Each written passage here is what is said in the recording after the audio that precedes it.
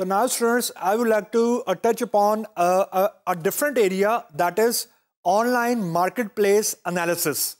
We will discuss here the holistic picture कि जब भी हम online marketplace के बारे में discussion कर रहे होते हैं या when we are trying to devise the strategy, देखें जो online marketplace है that is a bit different from the physical marketplace. Aspect different है, concept different है, लवाजमात जिसे हम बोलते हैं वो डिफरेंट हैं और बिहेवियर डिफरेंट है. तो we have to deal with the issues when we are talking about online market a bit differently with versus what we have been doing when we physically sell the things in the physical store. So to proceed further, mainly यहाँ पे हमारे पास 4 areas हैं या 4 हमारे पास focus areas हैं जो हमने online market place analysis में हमने अपने दिमाग में रखने होते हैं जब हम डिजिटल मार्केटिंग की कैंपेन को हम शुरू करना चाहते हैं. The key question, the key component is the potential customer. अब पोटेंशियल कस्टमर मैं क्यों बोल रहा हूं, देखें what we have been discussing it के जी इंटरनेट एक गोल्ड माइन है जहां पे हमारे पास तकरीबन 4 बिलियन पोटेंशियल कस्टमर अवेलेबल है. That's a good news.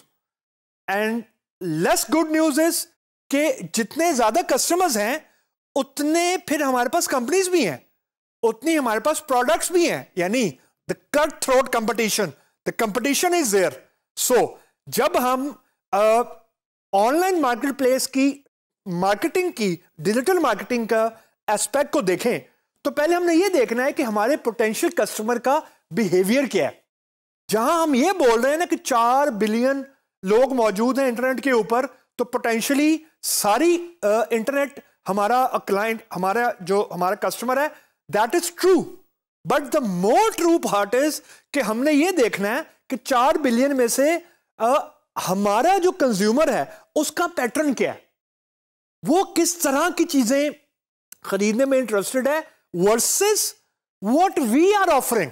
Obviously एक कंपनी हर चीज ऑफर नहीं कर सकती, तो एक कंपनी के अपने भी कुछ ब्रांड्स हैं, अपनी भी कुछ स्ट्रेटजीज हैं, अपनी भी कुछ प्रोडक्ट की पाइपलाइंस हैं, या जो वो सर्विस है जो वो कंपनी ऑफर कर रही है वर्सेस जिन कस्टमर्स को वो टारगेट करने जा रही है, क्या उनका बिहेवियर हमारी प्रोडक्ट लाइन से मैच भी करता है कि नहीं करता. This is a very very critical thing.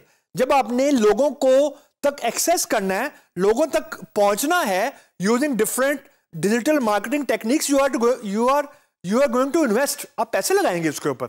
तो जब आप पैसे लगाएंगे तो आप पहले स्टडी करेंगे उस चीज को जिसके ऊपर आप इन्वेस्ट करने जा रहे हैं as a company. That's the first thing. Second thing, customer. अगर मैं इसको थोड़ा और एलैबोरेट करूं, that is retention of the customer. Reason देखें, मैं एक कंपनी का कंज्यूमर हूं.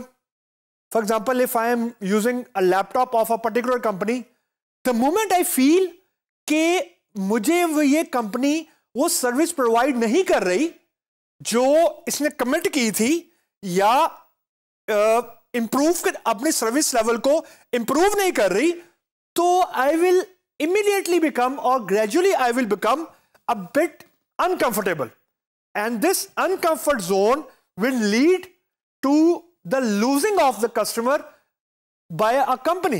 तो इसका मतलब ये कि एक पोटेंशियल कस्टमर को तो रीच आउट आपने करना ही करना है.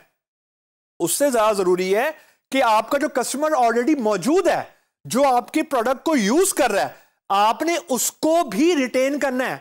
कैसे करना है? By having frequent communication, by having frequent feedback, feedback cycles and so on.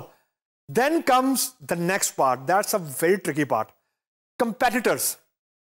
देखें, कोई भी चीज उस वक्त तक आपकी सक्सेसफुल सेल नहीं होती जब तक आपके कंपेटिटर से वो बेहतर नहीं है.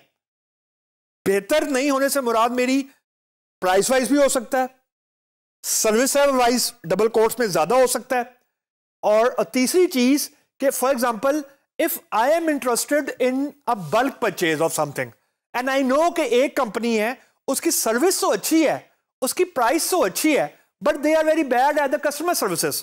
तो after sale service is a very big factor. जब आप अपने कंपैरेटर को एनालाइज करें, जब आप अपने कंपैरेटर्स के साथ अपनी सर्विसेज को कंपेयर करें। एंड द लास्ट पॉइंट, ये सुनने में ये पॉइंट बड़ा वेग किस्म का है, बड़ा डिफरेंट किस्म का है, इंटरमीडिएरीज और इन्फ्लुएंसर। इसका मतलब ये है कि फॉर एग्जांपल, आसान लफ्ज़ों में आपको समझाता हूं कि फॉर एग्जांपल एक कोई इंटरनेशनल स्टार है, फॉर एग्जांपल टॉम क्रूज है, उसने आके अगर ये कह दिया कि Mercedes is my favourite car for example, so naturally हमारी बायसनेस होगी कि जो एक इंटरनेशनल सेलिब्रिटी, इंटरनेशनल स्टार एक चीज को फॉर एग्जांपल वेट कर रहा है, तो नेचुरली मेरा टिल्ट उस तरफ होगा। लाइकवाइज इसको हम लोग बोलते हैं एम्बेसडर प्रोग्राम्स, कि अपने प्रोडक्ट को आपने इंडोर्स करवाना है किसी से। सो जो ऑर्गेनाइजेशन है उसको दो चीजें मेनली एनालाइज करनी पड़ती हैं जब वो ऑनलाइन मार्केट प्लेस एनालिसिस करता है। एक तो है उसकी माइक्रो एनवायरनमेंट। माइक्रो एनवायरनमेंट ये है कि उसके सप्लायर्स क्या ऑफर कर रहे हैं, उसके कंपेटिटर्स क्या ऑफर कर रहे हैं, उसकी सर्च इंटरमीडिएरीज या इन्फ्लुएंसर हैं वो कंपनी के इर्द गिर्द वो कैसे डील कर रहे हैं। और एक है मैक्रो एनवायरनमेंट।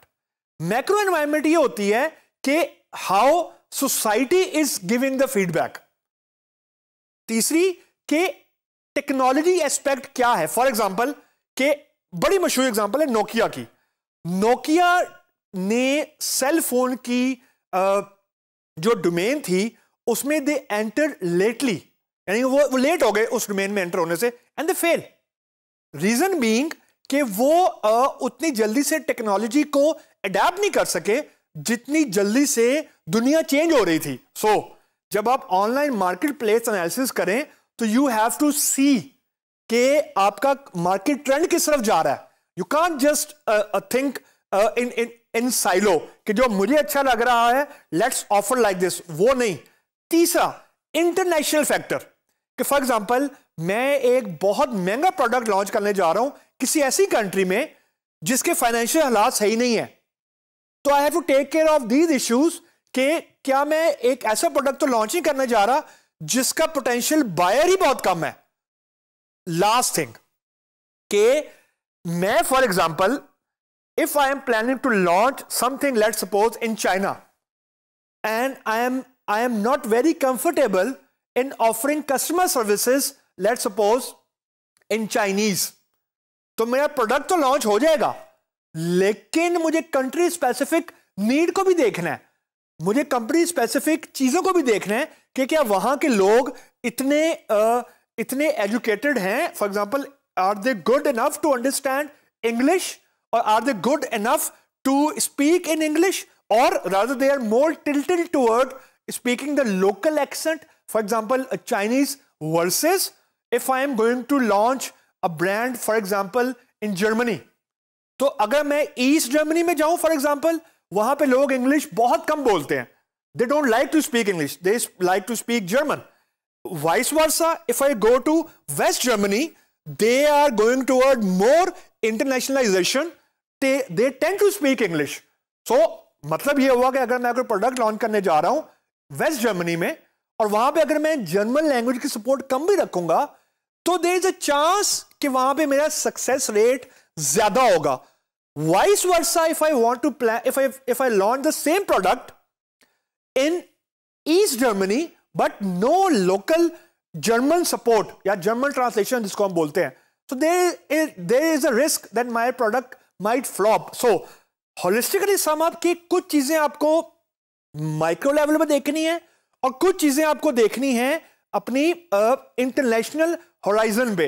एक फैक्टर और चीज होता है कि फॉर एग्जांपल एक चीज है जो कल्चरली पाकिस्तान में मिसफिट है और हो सकता है कल्चरली दूसरी कंट्री में it is considered to be good. So आपको एथिकल चीजें भी देखनी है और कल्चरल चीजें भी देखनी है। कुछ कल्चरल इवेंट्स हैं जो कंपनी स्पेसिफिक बहुत उन दिनों में सेल लग जाती है, कुछ चीजें होती हैं उन्हीं कल्चरल इवेंट्स में आपकी लोकल जगह अगर है तो they don't like so much. So मैं कहने का मतलब है ये सारे के सारे फैक्टर आपके डिजिटल मार्केटिंग के जो स्ट्रेटजी है उसको बहुत बहुत डिटेल तरीके से इम्पैक्ट करती है।